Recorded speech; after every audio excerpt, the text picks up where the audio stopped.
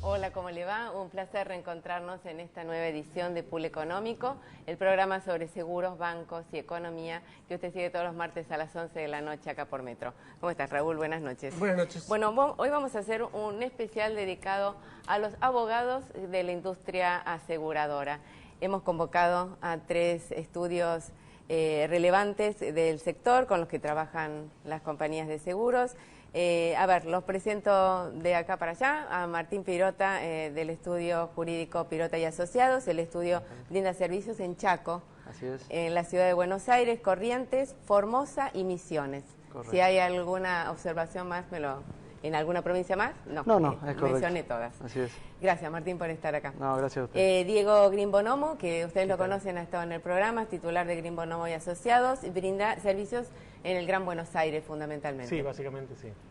Y el señor Andrés Faragó, que es exfuncionario de la Superintendencia de Riesgos del Trabajo, que es socio de Faragó y Corrales Abogados, estudió con especialización exclusiva en riesgos del trabajo, brinda servicios en la Ciudad Autónoma de Buenos Aires, San Isidro, Zárate, Campana, Mercedes, Pilar y Lomas de Zamora. Exactamente. Bueno, hecho la presentación. Gracias, gracias, Andrés. Gracias a los 3. Bueno, vamos a empezar con el tema que, que ha sido transversal para todo el ámbito jurídico y lo seguirá siendo, creo que por los próximos, 20 años, decía un colega de ustedes. ¿Qué opinión tienen sobre el nuevo Código Civil y Comercial?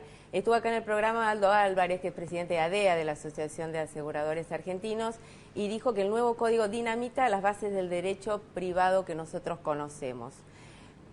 Por otro lado, Diego Speyer, que usted también lo conoce, que es socio de Chevalier Butel, Speyer y Mariani, le dijo a estrategas en el número que ustedes también participaron de la edición sobre abogados del seguro, que los cambios no son ni radicales ni revolucionarios, con excepción de materias como el derecho de familia o el de sucesiones, y mirados en conjuntos, dice, son positivos. ¿Qué opinan ustedes? En principio, que lo que planteó Álvarez parece un poco excesivo. Primero porque tenemos que empezar a ver cómo interpreta el Poder Judicial todas estas normas. Segundo, porque básicamente para el mercado del seguro los cambios no son drásticos. Tengo la sensación de que probablemente... Él a lo mejor hablaba en términos generales, ¿no? De todo el cambio. Yo creo que sí. Nosotros vamos a ir viendo, no sé si 20 años, creo que fácilmente en un par de años vamos a tener ya novedades, porque la justicia siempre nos brinda estas novedades. Así que tengo la sensación de que hay aspectos que van a clarificar. No vamos a volver sobre lo que ustedes ya han presentado con mucho detalle en la nota, pero claramente hay cuestiones que quedan definidas en el nuevo código y otras que están muy relacionadas con la visión que el juez tenga sobre el caso en particular. Que esto no es novedoso tampoco, porque los jueces ya hace tiempo que han ido tomando un papel relevante y yo les diría que nos sorprenden bastante a menudo con interpretaciones de la norma. Sí, Andrés, tenemos que volver con esa nota de estrategas, porque hay gente que no leyó esa nota y está viendo el programa. Ajá, tenemos que volver bien. a meternos en el tema de cuáles son los aspectos concretos que impactan el mercado de seguros y de qué manera impactan, los más importantes, ¿no? Sí, hay algunos cambios que ya se venían incorporando por la jurisprudencia, como por ejemplo la legitimación para el reclamo de daño moral en el caso de fallecimiento, no solamente, digamos, a los sucesores, a los derechohabientes, digamos, directos, sino a la concubina, por ejemplo, que ahora específicamente, digamos, se agrega. Otro cambio que impacta, sí, de lleno, sobre todo en el régimen de reservas, es la extensión, digamos, de 2 a 3 años del plazo de prescripción, con lo cual las compañías, sobre todo por lo que son las reservas de IBNR, van a tener que prever un año más, digamos, de posibilidad de de reclamo, pero bueno, ese tipo de cosas, como decíamos antes, para mí no son drásticas y son cuestiones, digamos, que la compañía, digamos, una vez que hace el ajuste que corresponda a nivel de reservas, tasas y demás, después, bueno, sigue, digamos, va a seguir la operatoria, pero bueno, yo coincido con Andrés que los cambios no creo que afecten, digamos, en gran medida lo que es hoy por hoy el mercado de seguros, y sobre todo porque ninguno de los cambios que se incorporaron son sorprendentes en el sentido que nadie se lo esperaba. Sí, yo coincido con Andrés porque, y con el anterior colega, me parece que los cambios no son drásticos. La doctrina y la jurisprudencia, de hecho, ya venía planteando desde hace un tiempo atrás cambios en materia contractual y en materia de responsabilidad civil, fundamentalmente, que tiene mucha relación con el derecho de seguros, y un poco con lo que decía Andrés, salvo algunos puntos donde el juez va a tener que interpretar. Por ejemplo, en el tema de la legitimación por el daño moral, que se amplía a los convivientes, que puede ser el compañero o la compañera, o también un hermano, hay un ámbito que no está legislado. Por ejemplo, el hermano que no vive en la misma casa, pero seguramente tendrá un daño moral para reclamar cuando fallece su hermano. Entonces eso va a ser una cuestión que los jueces van a tener que ayornar, van a tener que afinar la mirada en esas cuestiones. Por otra parte, el tema de la prescripción, si bien se unifica en 3 años, se amplía para la extracontractual en 1 año más, pero para los siniestros de cola larga, por ejemplo, la mala praxis médica que tenía una prescripción de 10 años, ahora va a tener 3. Claro. Razón por la cual ahí es un poco más beneficioso para la industria aseguradora, un poco para prever y para bajar el tema de reservas.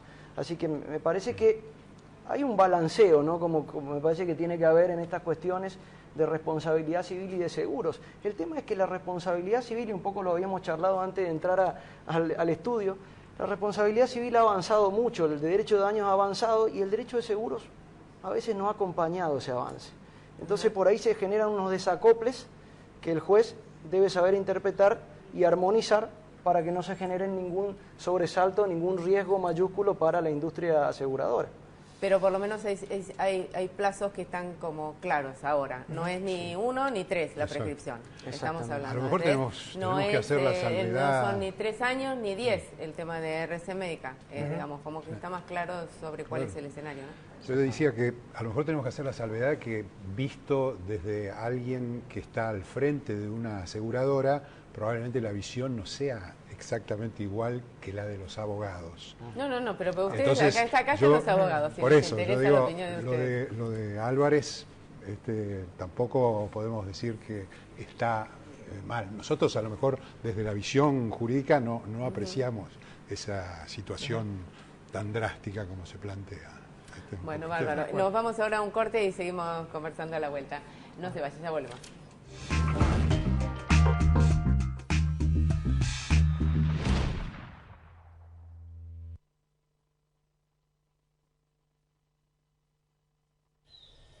La Equitativa, más de 100 años protegiéndolo en todas sus actividades. Seguros de personas, hogar, vida, caución y agro. La Equitativa, desde 1897, gente segura. La cara de la dueña del garage quemado, la de su esposo al ver que lo han robado, la del cuñado, huésped divorciado y la del vecino chamuscado, el rostro preocupado del abogado y el semblante del médico del lindante cambian por completo cuando el santo avanza. La cara de la compañía inspira confianza y ante la urgencia expuesta brinda tranquilidad y respuesta. Elegí bien y cambia la cara. San Cristóbal Seguros, tu compañía.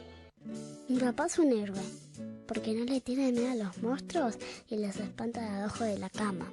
Puede hacerme volar hasta el cielo y atajarme con sus manos, porque puede arreglar los juguetes que se rompen, porque siempre me dice, vos podés todo, y nunca se cansa. Y con él puedo todo, porque me cuida como una princesa. Hagas lo que hagas, Allianz te protege para que puedas desarrollar tus sueños y disfrutar la vida al máximo, siempre.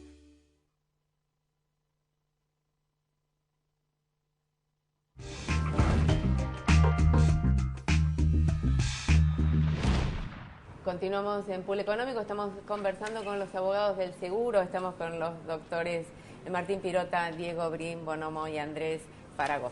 Sí, Martín, mencionabas que había también otro tema. Sí, fundamentalmente hay una inclusión en el nuevo Código Civil y Comercial que incluye el dolo eventual, el llamado dolo eventual. El dolo eventual lo conocemos de la rama penal, ¿no? Es decir, el que actúa, el que le resulta indiferente las consecuencias y no obstante ello actúa, sí, que es lo que se plantea mucho en los accidentes de tránsito, ¿no? Bueno, ahora el Código lo incluye, el Código Civil incluye la figura del dolo eventual y esto es muy importante para la industria aseguradora porque está relacionada con las exclusiones de cobertura, claro, causadas por el dolo o culpa grave del asegurado, claro, sobre todo en cuestiones, por ejemplo, de accidentes viales causados por alcoholemia o corriendo picadas o exceso de velocidad en el ámbito urbano.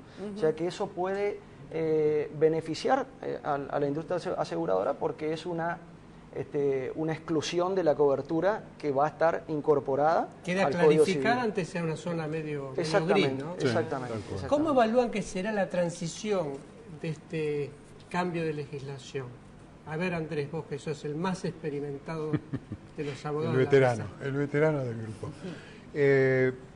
Francamente, yo creo que nos vamos a encontrar con un periodo que desde ya no lo imagino muy prolongado, pueden ser 2 o 3 años, donde van a surgir cuestiones, algunas como las que mencionamos ahora en la mesa, sí, estas vinculadas de pronto con un tema de determinación de cuál es la característica de un conviviente, es decir, esta persona cumple con esos requisitos, es decir, aspectos que no estamos hablando del derecho pretoriano, que era aquel en que el pretor resolvía los temas. Ahí que tendría que haber fallos jurisprudenciales, tendría que... Acá vamos a ir caminando sobre los casos, inevitablemente. Sí, no, porque en algunos aspectos, por ejemplo, el código con el tema de lo que hablaban antes de los convivientes, de acuerdo, si hay una unión convivencial, o sea, con hijos de por medio y demás, es fácil, pero a veces el código en algunos aspectos habla de la persona que recibe trato familiar ostensible. Aunque no viva. Claro, entonces el tema es ese, o sea, va a estar librado obviamente a la interpretación judicial. Por ejemplo, vos que me tratás a mí con buena onda. Familiarmente, sí, claro, sí, si te pasa algo puedo llegar a reclamar. Si te pasa. Bueno, 2 cosas que habían mencionado justamente en la nota de estrategas. La función preventiva del daño que tiene el nuevo código, que ahí les quedaban como grises también de cuál era el alcance que pueda tener, y la ampliación de los casos en los que se permite el anatocismo o interés de intereses, según el nuevo código. Esas 2 cosas, las opiniones que tienen. En riesgo de trabajo, el tema del deber de prevención siempre fue un capítulo muy significativo, a tal punto que nunca encontramos una línea exacta para dividir la obligación del asegurado, que sería el empleador en este caso, de la aseguradora, que es la que en realidad tiene que plantear cuáles son los mecanismos de prevención, pero el que tiene que llevarlos a la práctica es el asegurado. No obstante, en la justicia muchas veces esa línea se borronea. Sí, le exigen al asegurador finalmente la prevención del daño que lo tiene que hacer entonces, el asegurado. Cuando estamos poniendo el foco sobre el aspecto preventivo, estamos pensando que puede haber justamente muchos fallos que estén aplicados al asegurado. Tal cual. ¿Y cuál es el límite? Martín. Fundamentalmente, esto tiene que ver con el nuevo enfoque del código de las 3 funciones de la responsabilidad civil, ¿no? De la función preventiva, de la función resarcitoria y la función punitoria. La función preventiva es lo que el antiguo Código Civil hablaba de la acción de daño temido. Estaba incorporada en el Código Civil, lo que pasa que no era tan usual. Hoy por hoy se incorpora como esta acción autónoma de prevención para tratar de evitar el daño, evitar sus consecuencias o evitar el agravamiento del daño. Toda persona que tenga un interés razonable en evitar el daño podrá interponer una acción autónoma preventiva del daño. O sea que es importante. Y un poco hoy hablábamos del tema de los jueces, de lo que van a tener que hacer los jueces. Van a tener un papel preponderante. Y si uno vino escuchando desde hace unos años ya el avance del derecho de daños, y lo vino escuchando hace unos años desde la doctrina autoral a Lorenzetti, miembro de la Corte, hace unos años que él viene repitiendo de que esta es la era de los jueces, no es la era del legislador. Antes era la era del legislador, ahora es la era de los jueces. Razón por la cual tiene que ver, porque Lorenzetti es uno de los autores del proyecto, y seguramente dejó su impronta en este nuevo código, donde toda la ampliación... Desde el otro lado dicen que la primera vez que una ley la hacen los jueces, que en realidad las leyes las hacen los legisladores. Bueno, sí, es todo un igual tema que la superintendencia, que bueno, después del nuevo código dictó 2 resoluciones, una para automotores y otra para transporte de público de pasajeros. Sí. Había varios pedidos de compañías de que expresamente se excluya, o sea, que digamos que la superintendencia dicte una exclusión respecto de que las pólizas o la cobertura no incluía la función preventiva, y la superintendencia ahí, en una cosa híbrida, dijo que no era necesario, porque estaba sobreentendido que la cobertura era para mantener indemne al asegurado por cuanto deba un tercero, no para prevenir, lo cual, pero igual en los fundamentos de la resolución decía que no quitaba que con el andar, digamos, de diversos fallos y cómo vaya evolucionando la jurisprudencia, se pueda llegar a modificar y obligar a las compañías a brindar cobertura o asumir, digamos, porque en definitiva todo lo que se trata es quién se hace cargo de la prevención del daño o del costo de prevenir un daño. Si no parece algo vinculado al asegurador, ¿no? Sí. Tener que prevenir. Exactamente. No parece eso. ¿Cuáles son, hablando de aseguradores, los principales conflictos jurídicos que enfrentan hoy las compañías? Por ejemplo, la inoponibilidad en la franquicia a terceros. ¿Cuáles son? No, yo creo que los principales conflictos... Nos fuimos del nuevo código. Sí, pasamos a la realidad cotidiana. A la realidad. Lo que a las compañías por ahí no les gusta son los temas vinculados con defensa del consumidor, ¿no? Con los reclamos de usuarios y consumidores.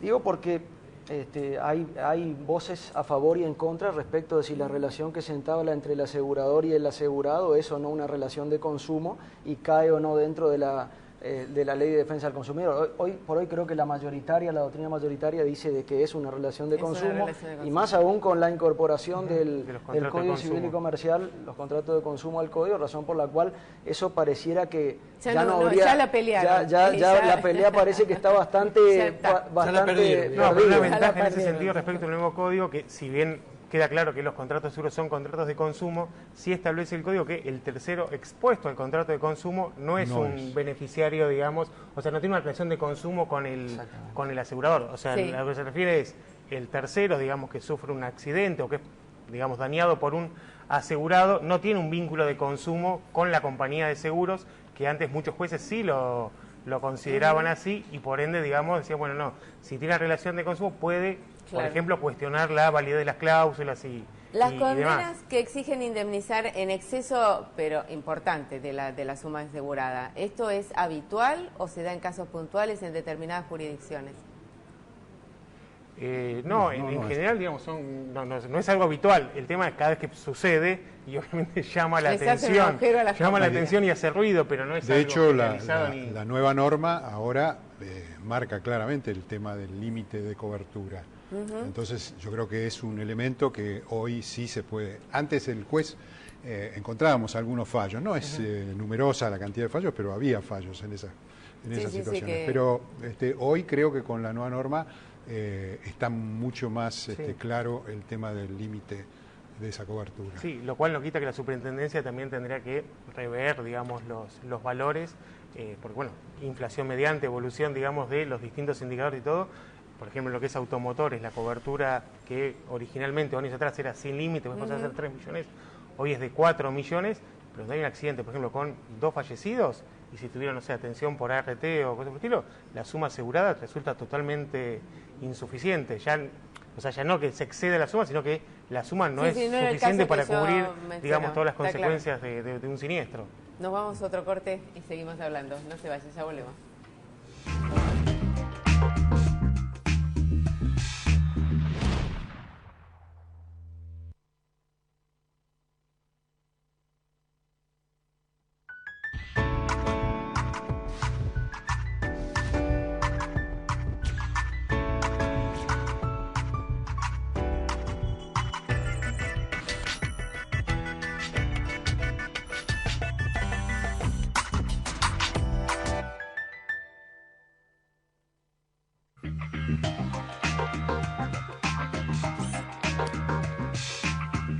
Tener el mejor seguro da tranquilidad incluso al que lo vende. Conoce todos nuestros beneficios para asesores de seguros. Elegí Provincia Seguros y forma parte de una compañía profesional, íntegra y humana. Llámanos o ingresá en provinciaseguros.com.ar. Provincia Seguros, una empresa del Grupo Provincia.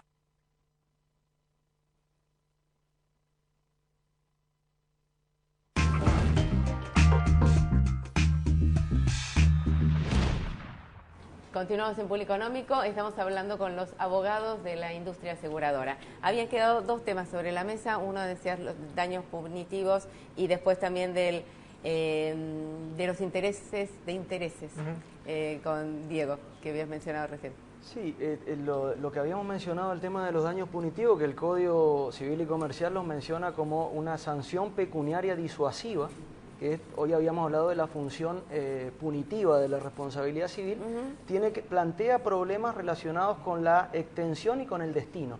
Los daños punitivos vienen del derecho anglosajón, es decir, son extraños a nuestro sistema, pero ya estaban incorporados antes a la Ley de Defensa del Consumidor, que también incluso hay compañías que lo han sufrido.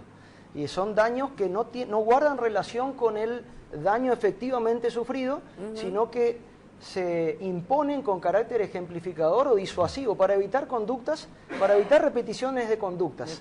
¿No? Entonces, estos actualmente no están dentro de la cobertura de seguros. Pero también la Superintendencia ha dicho que con el correr del tiempo va a haber que evaluar si las compañías no van a tener que ir también previendo el aseguramiento de estos daños que, como decimos, no guardan relación con el daño efectivamente sufrido, razón por la cual tiene todo que ver un problema con los cálculos actuariales para las reservas de las compañías, ¿no? Está claro, ahí es un tema. El tema de los intereses. Sí, el tema que había quedado. Volvemos otra vez, vamos y venimos del nuevo código. Que es el anatocismo es la capitalización de los intereses, o sea, se calculan los intereses, se suma el capital y esos intereses vuelven a generar nuevos intereses. El código nuevo en el artículo 770 lo que establece es para los temas extrajudiciales que se pueden pactar, digamos, de común acuerdo entre las partes, la capitalización en un plazo, digamos, no menor de 6 meses, y para los temas judiciales que los intereses se tienen que capitalizar desde el momento, digamos, de interposición de la demanda, con lo cual las demandas, digamos, todos los casos que se judicialicen, ahí no establece con qué periodicidad, pero bueno, el juez ahí también va a poder fijar en el momento de la sentencia que los intereses se vayan capitalizando y eso puede llegar a duplicar o hasta triplicar, digamos, los intereses que se terminan pagando por un caso, con lo cual es un costo obviamente elevado para las compañías, o más elevado el que tienen actualmente. Que no se capitalizan. Dos temas porque ya no tenemos mucho más. Un tema, más que hablar de las jurisdicciones más litigiosas, me gustaría hablar del tema riesgos del trabajo. ¿Por qué siguen creciendo las demandas? Se hicieron decretos, se hizo una nueva ley, se hicieron miles de cosas, pero el volumen de juicios sigue creciendo, el ingreso de demanda sigue creciendo. ¿Qué es lo que está sucediendo en ese campo? Andrés, vos que sos un especialista en el tema. Mirá, se han ensayado un montón de teorías sobre ese tema. Se suponía que la ley de 2012 iba a terminar cortando esto. La realidad, dicho en dos palabras, en este escaso tiempo, es, por un lado, el trabajador tiene información muy detallada de sus posibilidades de reclamar un plus a partir de una pericia médica. ¿Cómo podemos evitarlo eso? Se ha intentado de distintas maneras. La Superintendencia de Riesgos habló de que sean los tribunales administrativos, comisiones médicas, las que lo dictaminen. Los jueces no han aceptado de ninguna manera eso, con lo cual nosotros que estamos viendo un área, por ejemplo, de conciliaciones de juicios, que está trabada porque hoy los abogados saben que salen de esa conciliación sin arreglar, van a juicio y tienen la posibilidad de una superación de ese monto indemnizatorio con probable aplicación de RIPTE, más 20%. Actualmente no le vemos solución y de hecho las compañías aseguradoras de este ramo están tremendamente preocupadas. Sí. Bueno, ha salido el aviso, ¿no? De la Huarto. Sí, tal vez nosotros, o por lo menos lo voy a decir personalmente, no coincido con el estilo del aviso. No, me imagino. No coincido con el estilo. Decididamente no coincido con el estilo del aviso. Pero obviamente el fondo Un tema que hace más, me parece, no sé si también a riesgo de trabajo o a más a seguros patrimoniales, es la disparidad y la falta de previsibilidad en lo que es la fijación de los porcentajes de incapacidad, que es algo con lo que ustedes están permanentemente en contacto. ¿Cómo se puede resolver este problema? Porque viene como reclamo de los abogados y de los aseguradores hace mucho. La problemática básica que afecta tanto a las compañías, digamos, a lo que es seguros generales como ART, tiene que ver con que una cuestión tan básica como que el perito médico no cobra un honorario fijo en proporción de su trabajo, sino en proporción del monto de sentencia, con lo cual, cuanto mayor es la incapacidad, mayor es la sentencia, mayores son los honorarios del perito médico. Con lo cual, una locura, ¿no? Todo se atiende a que, obviamente, dentro de las posibilidades que le permiten los distintos baremos y demás, cuanto más alto pueda llegar a fijar la incapacidad, más honorarios va a generar. Entonces, en la medida que no se modifique el sistema y de que el perito cobre por su trabajo, independientemente si ese trabajo le hizo fijar un 10% de incapacidad o un 50%, y lamentablemente siempre va a tender a fijar una incapacidad mucho más alta, y por eso se generan las disparidades con lo que son los médicos de compañía o las comisiones médicas en los casos de ART, como que todo conspira en contra de eso, o sea, de que la incapacidad se fije mucho más alta de la que corresponde. Martín, un último comentario, ¿querés agregar referido a lo que es la problemática diaria de los abogados por fuera del código? Nuevo código. Sí, en realidad comparto.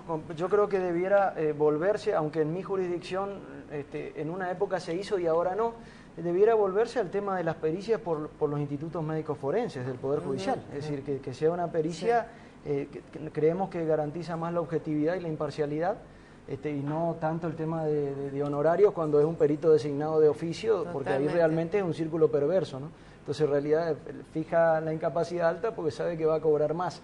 ¿Y esto cómo se resuelve? Justamente, creo que debieran, los institutos médicos forenses debieran hacer las pericias. La pericia más técnica e independiente. Exactamente, entonces... ¿Pero quién lo decide? Ese perito, eso lo deben decidir los jueces. Los jueces. Okay. Entonces, por supuesto con aval del superior tribunal de cada provincia, es decir, que avale de que los institutos médicos forenses estén involucrados directamente en esta cuestión, y de esa forma evitamos quizá esta cuestión de elevados honorarios, ¿no? Bueno, la cantidad de temas, me acaban de decir que ya no hay más tiempo, pero la cantidad de temas podríamos hacer miles de programas con ustedes. Pero bueno, la verdad, ha sido un gusto. Andrés Faragó, Diego Gringo y Martín Pirota, que hayan estado acá en el programa. Gracias. Gracias a ustedes. Bueno, los volveremos a invitar y seguimos charlando. Nos vamos, Raúl, lo esperamos el próximo martes, como siempre, a las 11 de la noche, acá por Metro. Chau.